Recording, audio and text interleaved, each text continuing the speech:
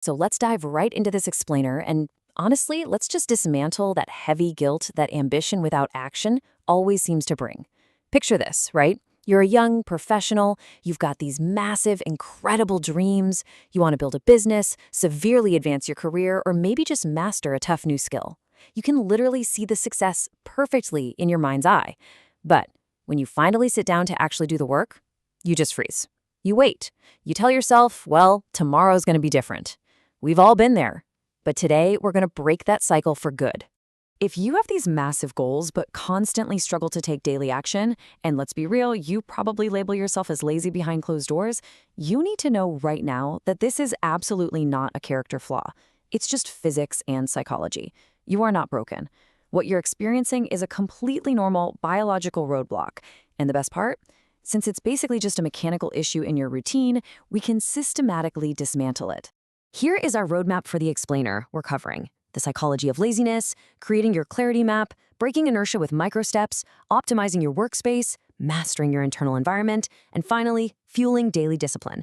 We're going to unpack exactly why you feel paralyzed and build a highly actionable blueprint to get you moving. Okay, section 1, the psychology of laziness. And here is a massive reframe for you. Your inaction isn't laziness at all. It's a deeply ingrained survival mechanism. Think back to high school physics for a second. Isaac Newton's first law tells us about inertia, right? Objects at rest stay at rest. You aren't a lazy person. You're just experiencing psychological inertia. Starting literally any task requires an immense, intimidating amount of initial energy. If you're comfortable on the couch, your brain's natural biological default is to aggressively lobby to keep you right there on that couch. See, your brain is wired to seek comfort, easy dopamine, and safety. To protect you from the discomfort and uncertainty of failure, your brain actually interprets the hard work of building your career as a literal threat. So what does it do? It tricks you into doom scrolling on your phone. It offers you that short-term relief, but subtly steals your long-term happiness. It's not laziness, guys. It's survival mode disguised as procrastination.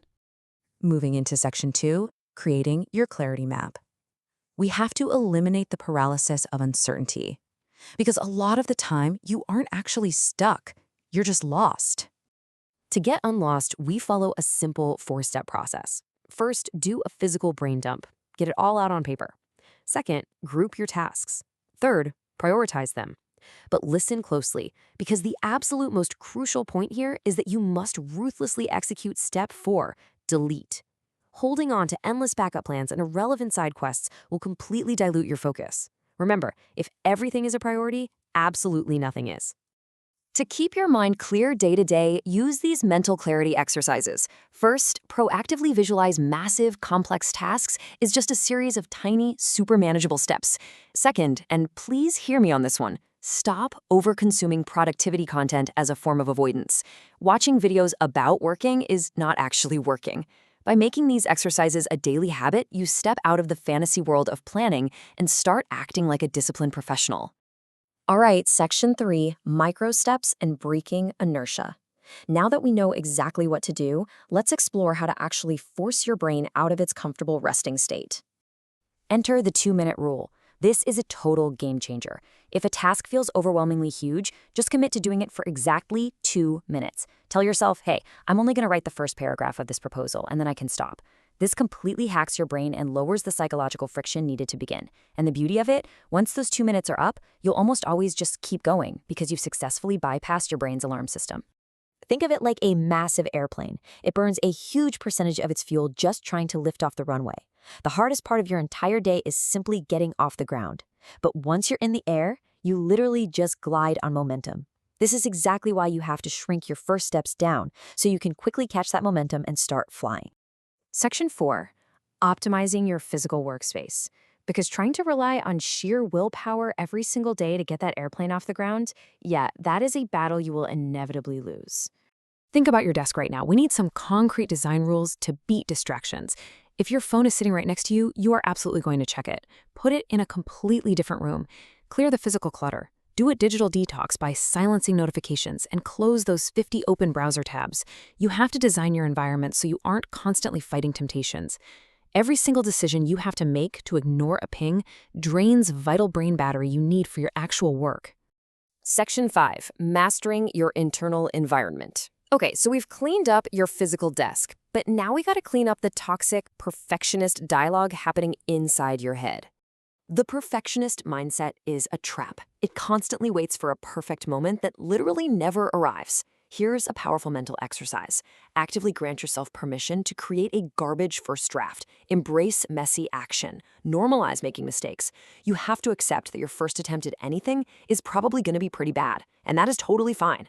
Taking messy, imperfect action is far superior to perfect, paralyzed planning. Doing something poorly is infinitely better than doing nothing perfectly.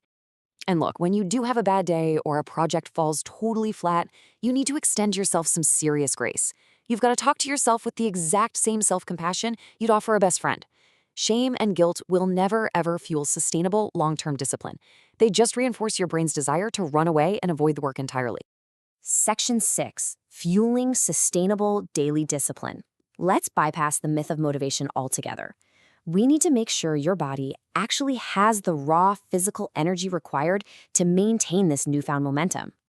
Success isn't about waking up magically motivated. It's about treating your body like a high-performance engine that requires strict maintenance. I highly recommend building a weekly routine calendar that locks in 3 things. First, a morning sweat to literally wake up your brain. Second, a stable, high-quality diet to prevent those awful midday energy crashes. And third, a strict evening routine ensuring 7 to 8 hours of sleep. If you manage your physical energy, the mental discipline naturally follows. To bring this all together, set up a simple weekly action calendar and track your daily wins.